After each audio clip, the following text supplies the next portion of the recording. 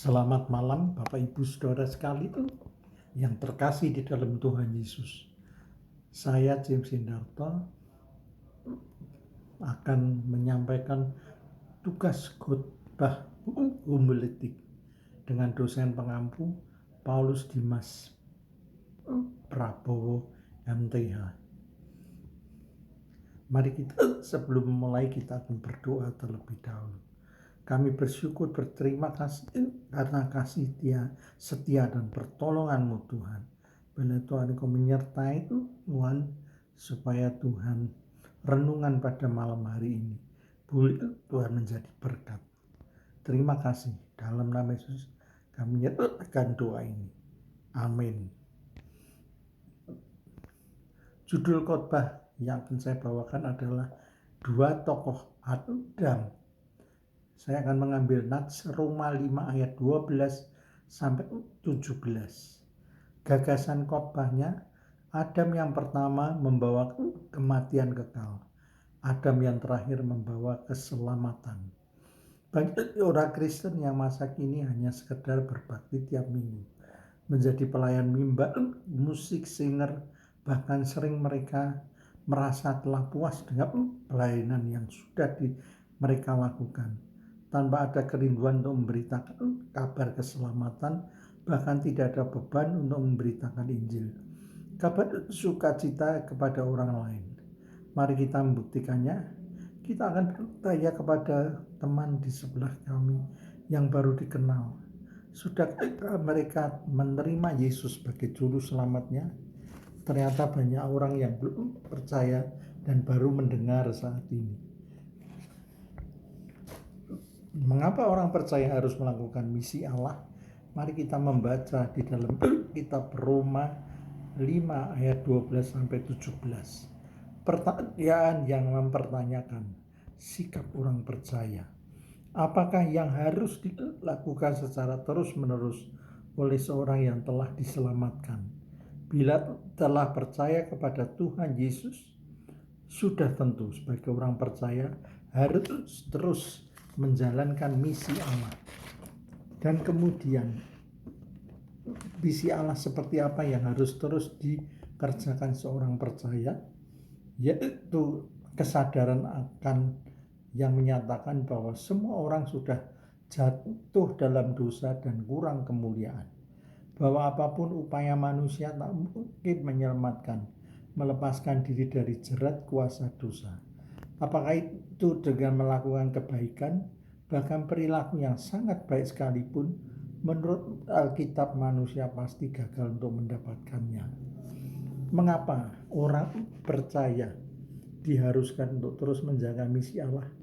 Mari kita melihat bersama Nats Roma 5 ayat 12 sampai 17. Yang pertama kita akan menemukan karena dosa membawa penderitaan dan kesengsaraan. Tertulis di ayat yang ke-12 bahwa dosa telah masuk ke dalam dunia dan kemudian dosa mencemari dunia, bahkan telah menjalar ke semua orang. Dosa juga membawa maut. Ilustrasinya ada seorang yang membawa batu yang sangat berat. Selama ia membawanya maka ia akan mengalami beban yang sangat berat, tetapi ia tidak tahu apa yang harus dilakukan dengan batu tersebut. Bahkan ketika ada orang lain yang memberitahukan untuk membuang batu tersebut, ia berpikir, bila pada ia membuang batu tersebut, ia akan tidak mempunyai apa-apa lagi. Jadi ia terus membawa batu tersebut dan tidak berniat membuang batu tersebut. Juga ada orang lain yang menganjurkan agar ia membuang batu itu. Ia tetap bersikeras untuk terus membawa batu miliknya itu. Pada saat orang yang membawa batu itu merasa sangat kelelahan dan capek, akhirnya ia tidak kuat lagi, baru pada saat itulah dia membuang batunya. Dan setelah batu dibuang, ia terlepas dari beban. Begitu juga manusia yang masih selalu mengingini dosa-dosanya, tidak mau melepaskannya. Tetapi kalau dituntun oleh Roh Kudus, maka mereka akan mencari penyelamat umat manusia.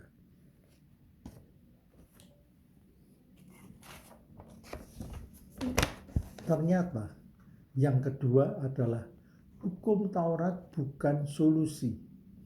Mengapa? Karena hukum Taurat untuk menyatakan dosa. Roma 5 ayat 13b menyatakan, tetapi dosa itu tidak diperhitungkan kalau tidak ada hukum Taurat. Sebelum hukum Taurat ada, dosa telah ada di dunia, dan orang disadarkan adanya dosa karena dinyatakan atau disadarkan oleh hadirnya hukum Taurat. Ilustrasinya, bila mana seorang mengalami patah tulang tangan atau kaki, untuk memastikan posisi tulang yang patah, ia harus dibawa ke rumah sakit untuk kemudian dironsen. Hasil diperoleh foto tulang yang patah. Apakah setelah dironsen pasien akan sembuh? Tentu saja tidak. Bahkan ronsen hanya mendeteksi tulang yang patah.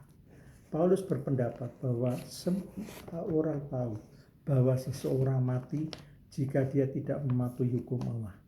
Tapi tidak ada hukum dari Adam sampai Musa, namun manusia tetap mati. Kita tahu bahwa Adam mati karena dia tidak mematuhi hukum ilahi.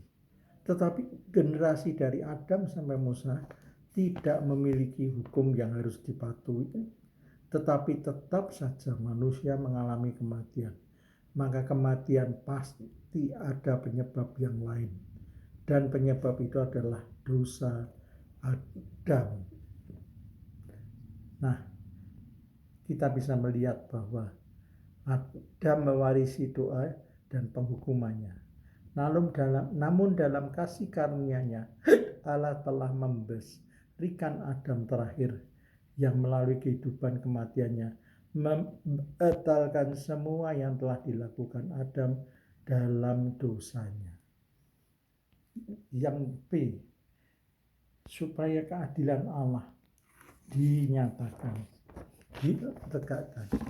Ilustrasinya, jikalau di suatu kerajaan entah tersebutlah suatu prinsip bahwa pencuri adalah hal yang sangat wajar, maka sangat datanglah saat itu raja kebenaran dari negeri lain diminta untuk memimpin negeri ini untuk menegakkan kebenaran. Raja tersebut membuat peraturan baru bahwa mencuri adalah dosa sebagai suatu kejahatan. Bila mana didapati seorang pencuri, maka harus menerima hukuman. Inilah cerminan hukum Taurat terhadap dosa. Jadi hukum Taurat bukan solusi, tetapi hukum Taurat hanya menyatakan lingkup dosa yang juga membatasi ruang lingkup dosa. Nah, selanjutnya yang ketiga, menanggung dosa umat manusia. Yesus Kristus menghapus pelanggaran dan dosa sejak Adam sampai akhir zaman. Di Roma, Paulus menjelaskan semua manusia adalah orang berdosa. Bagaimana kematian satu orang dapat membuat orang berdosa yang tidak salah mendapatkan kedudukan yang benar di hadapan Allah. Adapun pandangan Paulus sebagai pemikiran kunci adalah ketika Allah memandang umat manusia, Dia hanya melihat dua sosok manusia, yaitu Adam dan Kristus. Setiap manusia di dalam Adam akan terhilang. Sebaliknya di dalam Kristus akan diselamatkan. Tidak ada jalan tengah. Roma 5 ayat 14b. Yang tidak berbuat dosa dengan cara yang sama telah dibuat oleh Adam, yang adalah gambaran Dia yang datang. Di sini menyatakan bahwa Adam adalah figur Kristus. Dia adalah Adam yang pertama. Kristus adalah Adam yang terakhir. 1 Korintus 15 ayat 45. Adapun dua tokoh dapat dikontraskan sebagai berikut. Adam yang pertama diciptakan dari tanah. Tetapi Adam terakhir, Kristus, datang dari sorga. 1 Korintus 15 ayat 47. Kemudian kontrak yang lain yang kedua. Adam pertama adalah raja ciptaan lama. Kejadian 1 ayat 26 sampai 27. Sedangkan Adam terakhir adalah imam raja atas ciptaan baru. 2 Korintus 5 ayat 17. Adam pertama diuji di taman yang sempurna dan tidak menaati Tuhan. Sedangkan Adam terakhir di taman Getsemani, dia menyerahkan kehendaknya kepada Tuhan. Ketidaktaatan Adam pertama membawa dosa, penghukuman dan kematian atas umat manusia. Tetapi ketaatan Adam terakhir itu membawa kebenaran, keselamatan dan kehidupan bagi semua yang mau percaya. Ya. 5. Melalui Adam pertama, maut dan dosa berkuasa di dunia ini. Roma 5 ayat 14. Melalui Adam terakhir, anugerah Yesus Kristus berkuasa. Nah, di sini kita akan lihat aplikasinya. Berita Injil harus disampaikan ke semua orang. Karena berita baik bahwa Adam disebut Adam pertama telah membawa semua manusia menjadi berdosa. Pelanggaran Adam membawa kutukan dan kematian. Tetapi kehadiran Adam kedua atau yang terakhir menjanjikan kehidupan kekal. Tuhan tidak memberikan hukum untuk menyelamatkan manusia, melainkan untuk mengungkap dosa. Tetapi kasih karunia Allah yang melimpah memenuhi hukum ketika Kristus mati dan kemudian memberikan apa yang tidak dapat disediakan oleh hukum, yaitu keselamatan dari dosa. Jadi undanglah teman-teman, saudara-saudara, untuk percaya kepada Tuhan Yesus Kristus sebagai juru selamat. Kesimpulannya, di bawah kolong langit ini, di luar Adam terakhir, yaitu Yesus Kristus, tidak ada keselamatan. Dan di sini kita bisa melihat betapa perbandingannya. Jikalau Adam yang pertama, dia itu membawa penurunan kerohanian, sehingga harus dihukum karena dosa-dosanya. Tetapi karena Adam yang terakhir, yaitu Yesus Kristus, maka ada peningkatan kembali kehidupan keselamatan kita. Kehidupan rohani kita akan naik sesuai dengan rencana Tuhan.